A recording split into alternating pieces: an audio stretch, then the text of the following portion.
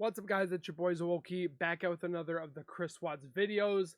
Now, there's been a lot of discrepancy up in the air with this new information that we have gotten from Chris because of Dylan Talman's book that literally states that Jezebel, aka NK, is the root of this whole plan, and Chris and her carried it out. Jezebel NK was the one that murdered the girls and so forth. But a lot of people are like blaming the house, or they're blaming Chris, they're blaming the dark entity, they're blaming Nicole Kessinger. Like, now I'm not giving any excuse towards Chris annihilating his family, but who put it in his head to start it? Was it NK? Was it the dark entity that she conjured it inside the home? Is the home built on some type of land that might have been weird? I don't know, but we're going to be looking at some videos that's going to support this information. So before we go any further, because you could do me a solid favor and subscribe to the YouTube channel by hitting that white bar icon down the bottom right. Hit that bell icon next to it so when I do post videos like this one, you guys will get that little ring notification that I've posted that video, and then you guys can watch, comment, like, and share. And again, I'm so thankful for all of you guys. We are almost 60K strong, and it's all because of you guys. I do want to reiterate, if you guys don't want to watch this, if you guys don't like this whole idea of looking into the case and you guys think it's done and over with, then don't watch the video. Okay, I'm just putting it at that, because sometimes I'll get comments in there saying, oh, this is just redone. This is just, well, if you would watch the whole thing, you would see different aspects of this case and different views of the video. So I'm just putting it out there for those that want to hate on the case, hate on the channel, or hate on anybody that's trying to fight for this. So with that being said, let's get into the video. And we're watching one of the videos from Miss Crazy Crime Chick. If you guys have not checked out her channel, links are in the description below. She definitely has a lot of good content. So make sure you guys go give her some love. And we're going to be looking at the letters by Christopher Watts. These are in the book by Sherilyn And again, Cato. there are some people that are just getting into this case. Some people haven't gotten around to it. I recently started it about in October of last year of 2023 and have almost done it for a full year of looking into this case. There are some cases that have been doing it, or some channels that have been doing this for the past 6 years. So just throwing that out there, but let's continue. The book is titled The Murders of Christopher Watts, and you can get this on Amazon. I believe it goes for $13.99. I read or you it. could It's get really it good. on Very Kindle good. for $3.99. Or if you don't And want again, too, I know I keep pausing, but I just want to reiterate, because you guys don't like when I talk while it's going on. When you rewatch, reread, re-look at something at a different angle, a different time, a different period, and so forth, you find things that you might have not caught before. There has been countless times where I've watched videos and movies and I'm like, wait, I didn't see that last time. So, or like when people read books, they're like, wait, I missed that part. So I'm glad that I reread it. So looking at some of these, not redone, but reevaluated or re-looked at a different point of perspective, can really open things up. So that's why we do these and look at different older videos or newer videos and so forth like that, so we can all be on the same page. to pay a pretty penny, I don't blame you, and you can easily just watch these next upcoming videos. Point out that when these letters were written between Sherilyn and Chris, the first letter that she sent to him was dated February 10th of 2019. The ones that I think is this is A and D. Chris and Nicole. Nicole was the one that caused the dark entity, possibly, which the dark entity is in the home. Again, there are people that think that there's no entity. You guys are allowed to have your thoughts and inquiries. Some people don't believe in demons and dark entities and shadow figures and so forth. But I'm just saying, if you believe in God, you have to, and when I say this, I don't mean actually believe in the devil, but if you believe in God, then you believe that there is a devil. You don't believe in the devil, but you believe that there is one, and with that devil, there is demons that do his bidding. Just saying. And that was just shortly a few months after his And sentencing again, I'm not giving any excuse for this man. He says that, oh, it wasn't my hands that did it, but again, I'm not giving him an excuse. in November of 2018. Now, I'm not going to start with his actual handwritten letters. I actually want to look at chapter 23, which is titled Reflections from Christopher. And it says, the following are the reflections Christopher shared with me through informal conversations. And I don't know about you guys, but every time I hear someone call him Christopher, I always just go back to the memory of NK at the sand dunes with, the her recording herself saying, "Oh, Christopher, thank you for coming here with me," and You're blah, blah, blah. I amazing. mean, I don't know. Every time I hear Christopher, that's what I think of. Thank you so much for coming out here with me, Christopher. I'm having a wonderful time. You mean a lot to me, and I'm glad that you're having a blast. I am so out of breath. They weren't that serious, remember? Chris starts off with these reflections, I guess, and he says that he only 4 old, and just like my family, my life stopped at this age. I took my own life. I lost my family, my house, my job, my friends, everything that meant anything to me. Well, who do we have to blame for that, Mm-hmm. Chris? This always bothered me right here. I know now Shanann and I were not meant for each other. Why? Because you lost some weight and some girls gave you some attention by batting their eyes and you thought now you weren't involved? He goes on to say, I know now that Shanann and I were not meant for each other. I'm afraid if I tell you my thoughts, you might feel I'm blaming Shanann for what He's happened. the one that went after Shanann. But I'm not at all. We were just two completely different people, each with our own views and personalities. I do think that Shanann and Chris were opposites, and I do think she was a personality A and he was a B. But sometimes opposites attract. I mean, look And at my I don't fiance and I. We have similarities, but we do have a lot of differences.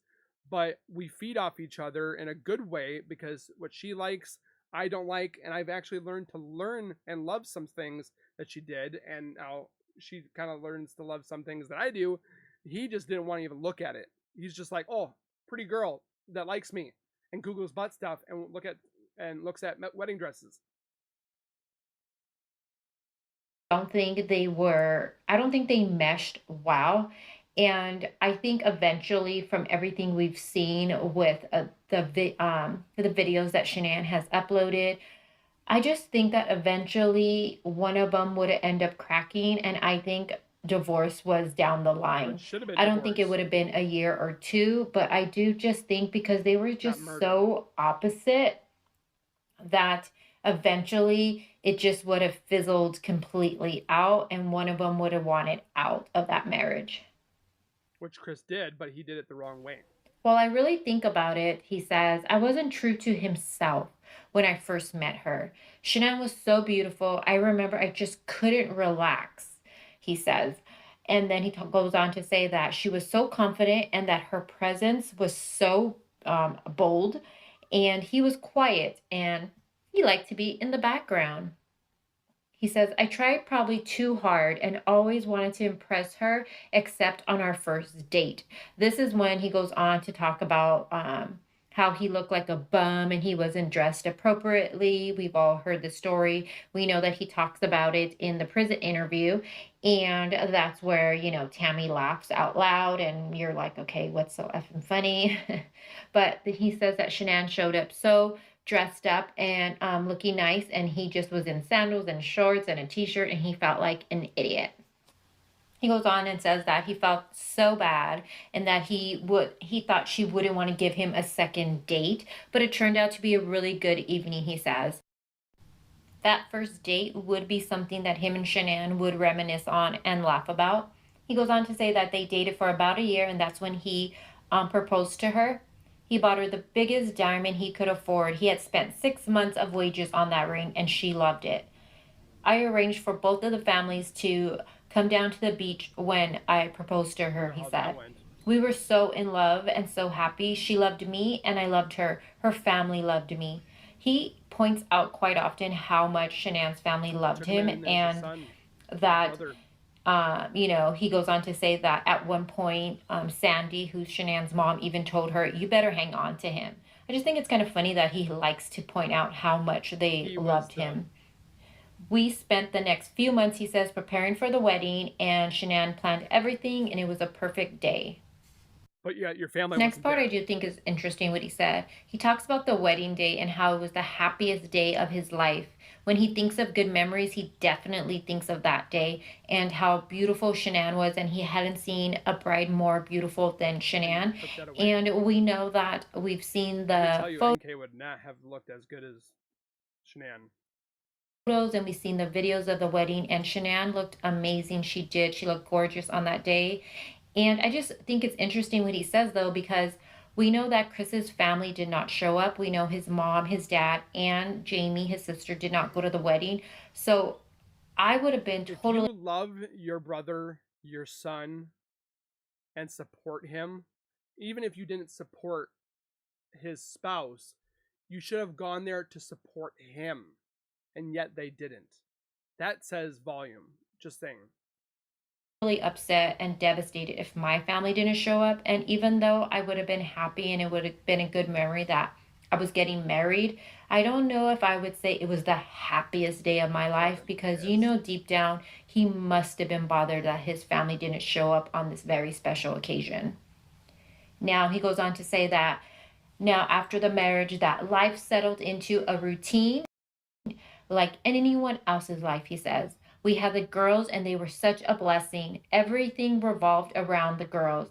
And he As says it that they should. were the best. They try to be the best to them, and they try to give them the best life possible.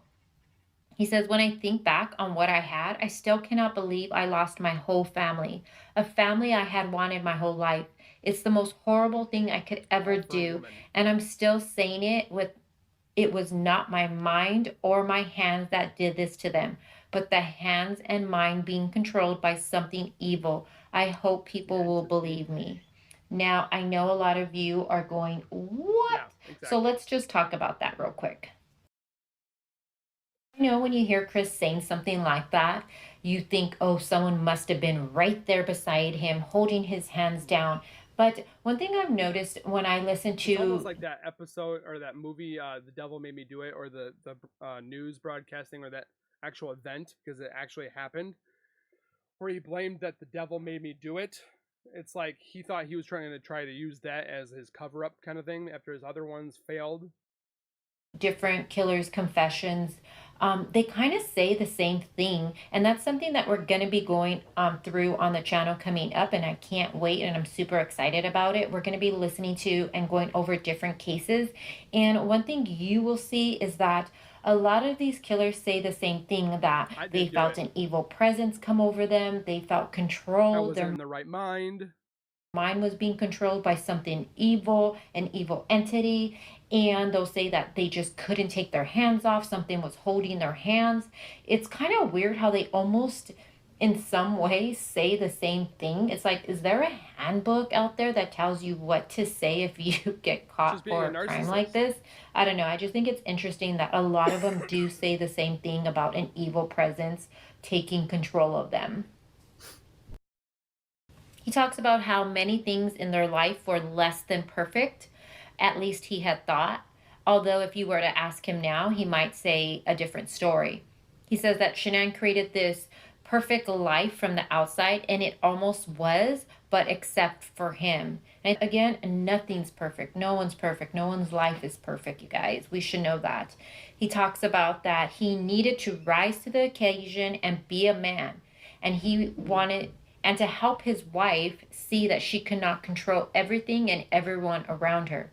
If she couldn't come to terms with that, then we split. I was not able to confront the situation, though, as I could not go to Shanann and tell her my feelings. So pretty much he's saying You should have been able to. that he couldn't go up to her and say, look, Shanann, you can't control everyone or everything. And if you can't deal with it, then I'm gone. But he couldn't do that. Why? And we know that Shanann would always say that she wanted him to let her know what was on his mind. He never could. And that was one thing that Shanann didn't like. Sounds like a And him is problem. that Shanann's fault No. that Chris, couldn't be a man and speak what was on his mind. No, that wasn't her That's Chris's fault. fault. That is something that is Chris's fault, that goes down to who he was from childhood. How There's he a was reason brought up. why he's the way he is. And I don't believe it was Shanann's fault that he couldn't open up to her. He does go on to say that I did not need or want such a big house. I was raised in a small ranch home and we were perfectly happy, but not house poor. Life was much easier for my parents than it was for me when I was raising my family, although Also relevant, different I times. guess, to the time and paychecks. The big house was totally Shanann's idea. I knew we could not afford it, but as usual, I wanted to make Shanann happy They and would lived not in tell it for like, what was it? I think they lived in it for like 4 years. her no. Now, here's the thing. Do I think he wanted to make Shanann happy, or do I think he just didn't like conflict? I think Chris just doesn't like conflict, so he just will say whatever you want. I don't think it was about making Shanann happy, because if that was the case, I He would have never think burned her. he would have spoke up his mind, he would have been able to talk to her, and he would not have had an affair. Then he goes on to say, we had the house built when we first moved to Colorado. We all know they built it. And then he says that we lived with one of Shanann's friends in the house in the basement for about a year. Now he goes on to say that when they moved out, that Shanann and the friend, who he does not name, had a falling out because they stopped I mean, there speaking. are people that pay 4 grand a month nowadays, um, for their house because of how the housing market is. So I never knew what happened between them, but I felt really bad about it because they had been very nice to allow us to stay there for such a long time. I'll do another video if you guys want about this friend they lived with and the falling out they had. But I just think it's so funny how Chris just, he knows what happened. I don't know why he just doesn't say it. He plays this role of, I don't know what goes on in my life. I I'm wasn't just here here. like Eeyore. Like, it's just, my goodness. Sorry. I agree. He goes on to say about that their house payments was 2,800 a month. They had 500 of that payment being insurance on the home. That was not including the HOA fees. And then he goes on that they were always house broke, and that was another stressor for him. Not for Shanann, just for him. Another big stressor, Chris says, was that whenever he got paid, he can watch the bank account go straight down, and that Shanann spent all of the money. He felt completely trapped because how would I ever be able to afford my own apartment when we never had an extra dollar? Question mark. He says, I really didn't like living like that. And again, you guys, this could have been something I feel like that could have been Hmm. resolved between a husband and It could wife have been resolved by communication, not strangulation. if they just had a sit down and Chris was man enough just to tell her, how he was feeling. We were also had a lot They also had a lot of bills, he says, because of the girls always going to the hospital, and then we know Shanann had her neck surgery, and how it was always important to him to be on time with paying bills and having a few extra dollars in the case of a rainy day, but we just never got there. Again, you can tell Chris is completely not taking any responsibilities for the debt that they were in or any of their He just blamed it all on financial Shanann. problems. He is 100% blaming it on Shanann. And I'm sorry, in a marriage, it's both of you. And I know there's always one that usually takes more responsibility when it comes to, like, you're the one in control of paying all the That's me. bills and all that stuff. But again, Chris had a mouth and he could have used it, but he didn't. And with everything with this case with Chris, still to this day, I feel like he takes no He does not. responsibility for He anything. He's blames it. always blaming He someone or blames something. on the house. He blames it on the dark entity. He blames it on Nicole, which Nicole could have been involved, but he doesn't take any responsibility besides himself. For He what blamed has Shanann happened to him before. in his life instead of just looking in the effing mirror and saying, damn, It's my I'm fault. the reason this all I happened. was the problem. Something else I just want to point out really quick. Did Chris seem to complain she was buying him all the clothes? You know, Chris had a Look at that. closet full of You clothes. know what All I the have from right here to about here. That's all the clothes I have. This man had a whole wall. those jerseys he had. There's a box in the basement, you guys, of I don't know Look at how the many bottom. pairs of slippers. I think they're Stiller slippers. I was like, whose are those? I mean, all the shoes. He had all the tools in the garage, the weights, the lawnmower. I mean, did he think this was unnecessary to buy these things for him? Was he complaining or blaming Shanann for that? I mean, it's just silly to me when I see things like people blaming Shanann for spending all their money, but it wasn't like she was spending it only on Spending it on the herself. family. Right along. He then talks about when they built the house that his only contribute to the home was the outside color. stonework and then the color of the exterior of the home. He says he had no voice and he was not allowed to make any other choices when it came to the home. But interesting, he does point out that that house was in his name only. So he wants everybody to know that. He says one reason Shanann wanted a big house was because she liked throwing big parties and she wanted to make it look like we had everything. The parties Shanann would throw, he says they were very extravagant, and it was very important to Shanann what people thought of her. He, Yeah, in fact, says how things look to other people meant I mean, I don't have to everything. have a big home, but I want to make sure that people look at me like I'm a good person, a good father. So I try my hardest to do all that. It's a lot of work. To Shanann. And I just wonder when he says these parties she had, they were so extravagant. Does anyone? I've seen her parties, and they were like some of the parties that I would go to, like for 4th of July or a game night or a, what was that, Thanksgiving dinner. Like it was just kickback. It wasn't like a party at the White House or something like that. Remember seeing any post or any pictures Snack food she had of out. Shanann throwing these big extravagant parties. When I think of extravagant, I just think of these fancy, nice parties where you're dressed Kim up really Kardashian. nice. You have champagne The and Kardashians. you know you have expensive food, and I'm just wondering, does anyone recall ever seeing photos like that? Because what I've seen are her Thrive events she's had at her house, and by all means, that does See, not. This right here that she's got on the table, it's somewhat fancy, but it's crock pot. It's looks like tacos, looks like s'mores and cheese, and like it's not hors d'oeuvres or escargot kind of thing. To me whatsoever. See, now Chris goes on to talk about his health. He says his health has always been very important to him. And I think health should be important to all of us. He says he loves to work out. In fact, when he gets a chance to exercise in prison, he does. And I thought that was funny I can because tell you from recent pictures, he doesn't. I thought, while you're in prison, Chris, what else are you going to do? But possibly, I think he might mean if he gets a chance to get out to the yard and work out. I'm not too sure.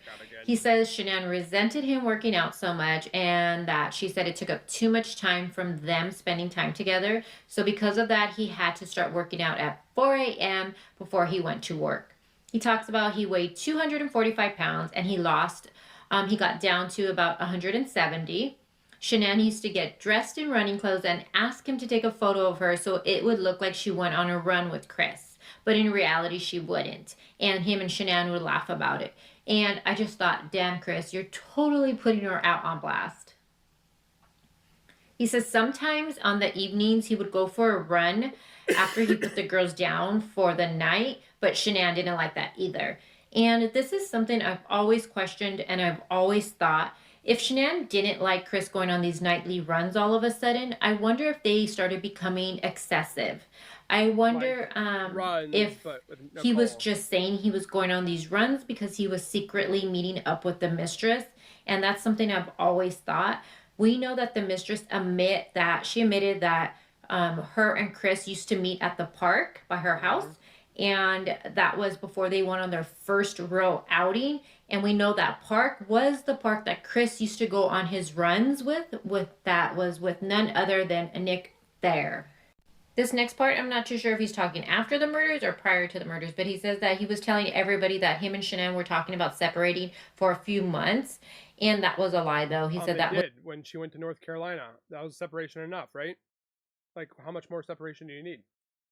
wasn't true, and that Shanann was completely blindsided by all of this, and that he just put up a wall between him and Shanann and just pushed her away. We know Shanann was trying to fix things and trying to ask him to, let me know what's going on, let me know how you're feeling, and he just would not give her any explanation to it. And he said he did this because he just didn't want to deal with her. He didn't want to have to explain anything to her. And we also know because it was easier Called separation, not murder.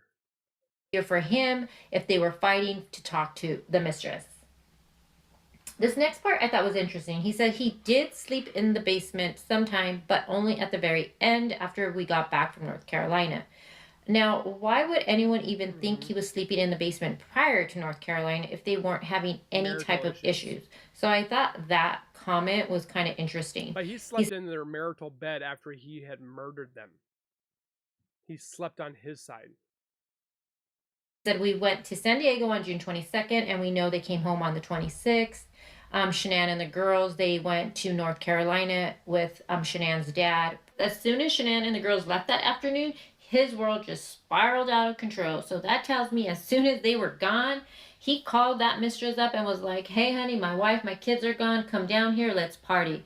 I mean, I do not believe the mistress was in that house only 2 times. There's just no way. I don't believe that for one bit. I think as soon as Shanann was gone, she was all up in that house. Here we go again, where he is blaming Shanann and he takes no responsibility for anything, but he says that the big reason he wanted a separation from Shanann was because she was so bossy and so controlling, and she was teaching the girls to mimic her behavior, and that he didn't want to make it work with her because the relationship, the marriage was just so far gone, and there was no point of doing counseling. We know Shanann, he says, wanted to do counseling, and I don't think he felt the marriage was so far.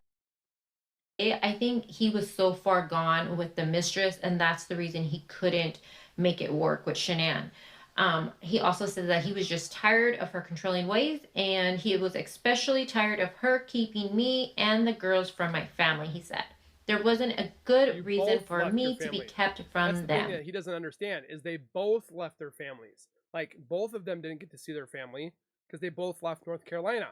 Their families would come and visit here and there, but they both left. So Shanann wasn't around her parents, nor was Chris. So for him to sit there and be like, "Oh, I was no wait," or "I wasn't next to my family," you left to better yourself and to start a new life. Now he talks about in the morning, that's probably the main reason he was so angry with Shanann, was that she told him she would keep the girls from him. I don't believe that conversation happened that morning because I don't think any conversation happened that morning. I don't believe they talked about their relationship, that's for sure. I do believe that they had this heated conversation, but I think it was when they came back from North Carolina and prior to her leaving to Arizona on that August the 10th. And that's just the girls said, or the ladies that went with Shanann to Arizona said that she was not herself the entire time that she was there. So it had to have been that they had the conversation beforehand. And once she came home, he was like, I'm already going to do it, kind of thing. Based off of text messages between her and Chris, and text messages off of to her friends and stuff like that, which we're going to go over soon. Again, he just talks about how Shanann and his mom and sister always were going at it, especially Shanann and his mom, and it was always and constant, he says. The thing is once you marry into your with your spouse is number one. Like, you defend and take care of your spouse. Then it's your parents and so forth. But like, Chris should have defended Shanann, not Cindy. Am I wrong? He just always felt like he was in the middle of it and he didn't like it. And, Shanann, whenever they would have issues, Shanann would want him to, call his mom and fix it, call his mom and just, tell her something, get at her for it. And he just didn't want to, but he did it. And I don't know about you guys, but I am just glad that, and I'm blessed that I have a decent relationship with my boyfriend's family, because I don't know if I can handle a relationship like this. To me, family is everything. It's key. It's what makes your My household family is important. My spouse, uh, my kids, and that's my family. Like when it comes to her family, we don't get along, or the mother, not the father, but work. And this just seems like one toxic big headache from day one. And I don't know nails on a chalkboard. how any of them lasted as long as they honestly did. Let me know in the comments below if you've been in a relationship where you don't get along with your spouse's family members, either the mom, the dad, the brothers, the siblings. Let me know how that worked out. Even though Chris has I don't been know. We saying haven't Shanann talked has been in bossy, he years. says she wasn't bossy in front of their friends or her family because she was all about appearances, he said. But when they would be around Chris's family, she would boss him around. He said he did not notice it as much because it was something usual that happened. It was an everyday thing. But Cindy, his mom, did ask him, "Why do you allow her to treat you that way?" He says, when someone is having an affair, it becomes second nature to blame the spouse for all sorts of things while trying to justify why you are cheating. So I don't want this to sound like I had an excuse. Wow, you could have said all that a long time ago because it seems like you've been blaming Shanann for Everything. everything that's ever gone wrong in your life. Now, you guys, this next part really blows my mind because he says that the communication between him and Shanann, it's been broken for the last 5 to 6 years. Now, and it's just gotten worse. Now, correct me if I'm wrong, but weren't they together a total of 8 to 9 Yeah. years? And you're saying that 5 to 6 years of that was just broken and going downhill? My goodness, that's more than half of that No kidding. relationship. That's the whole relationship, in fact. He says he does blame himself for it though, because he's never tried to fix things and he's never tried to like help it out.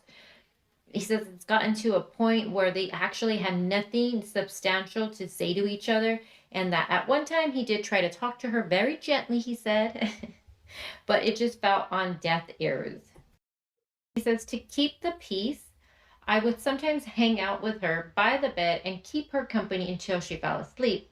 Most of the time, when I did, though, she would just continue to flip through her iPad and talk on the phone. When I tried talking to her, she would ignore me. She would stop and say, "Oh, were you talking to me? Because I wasn't listening to you." He says he's been thinking about killing his family. He says he didn't want to, but he knew he was going to do it. This goes against that other creator who says that it was not premeditated. Mm-hmm. He says, I didn't realize I would feel anger because I didn't know what that felt like. Now, that sentence is so Bold. interesting because he is in his 30s and he's never felt anger. This goes back to That's him BS. looking up in, we see that Yeah, in the he looked up how to love somebody or something like that. discovery, it has him looking up, what do you feel when someone tells you they love you? How does it feel when someone says, I love you? It's like Chris was not able or incapable of feeling any real sense of emotion that goes from anger or to even love. And maybe this is why it was so easy for him to discard his family in the manner that he did. He says there was something dark around him, and Himself. he had felt this dark thing, this presence around him for a couple of weeks. And yeah, it was NK. That was the darkness. And it's funny because right after he talks about this darkness around him, he says, I am not blaming Nikki. He knew we were all going to think it was her. She is a victim, he says. However, I started feeling that way around the time I started seeing her. I call it a demon. And I don't mean that in a religious sense. A demon is the only thing I know to call it, he says. Then he talks about his dad, Ronnie, and that he loves his dad and his dad was his rock. He says Shanann knew this. And he says that Ronnie misses and loves the girls and Shanann so very much. He says they both did. And I don't know if he meant him and his father both miss and love the kids and Shanann, or Ronnie and his mom. But he does go on again to say that he was just tired of being controlled and told what to do. And He break couldn't up. think for himself, Divorce. and he was just tired of it. And this is one thing he loved about Nikki, he said, is that he could be himself. I didn't have to pretend or try to be a certain way so she didn't get mad. So I guess if Chris didn't act the way Shanann wanted him to, she would get mad, allegedly. And he goes on to talk about that Shanann would tell him that she wanted a man to stand up for himself. She wanted a man who wasn't easily pushed around. And Chris just wasn't that man, he said. And I think as all women, we don't want to be with someone who, I don't know what's the right word, a wimp. I don't know. We want someone who, we feel safe with, that we feel can take care of us, that is tough, and not someone that you could just push around. I think a lack of respect starts to build when you feel you're in that type But of he should have relationship. had this confidence when he was with Chris or Shanann, because she tried to build him up and he didn't. He fought it. And I think clearly that is the case with this one. Now, as far as Nikki, I think that she was stalking Oh yeah, Shanann's Facebook the year prior, so she knew the ins and outs of that she knew relationship. She everything. knew all about Shanann, and I think she transformed herself to be the complete opposite of her. She didn't like social media. She didn't like expensive things. She liked the more simpler things in life. She was plain, and she liked cars. She was just like She that sounds like a dude. coquette, and I think she did that on purpose so Should like Chris her. would cling to her. Mm-hmm. But that's all it was. I think it was just She knew all how to fake. manipulate. Then Chris just goes on to talk about him growing up and that he didn't really have to think about these sorts of things, and he means about how to act a certain way. He says his parents never judged him for being himself, and that he was actually somewhat different from the other kids. He was more socially withdrawn. And he says, the choices I made that morning on August 13th will and should haunt me for the rest of my life. I hear my baby's voice every single day as she tried to stop me from killing her. I really hope you do. He then goes on to talk about this lady that wrote to him in Wisconsin, and I'm not going to really read that because it doesn't have real any substance for me. And if you want to read it again, it's in chapter 23.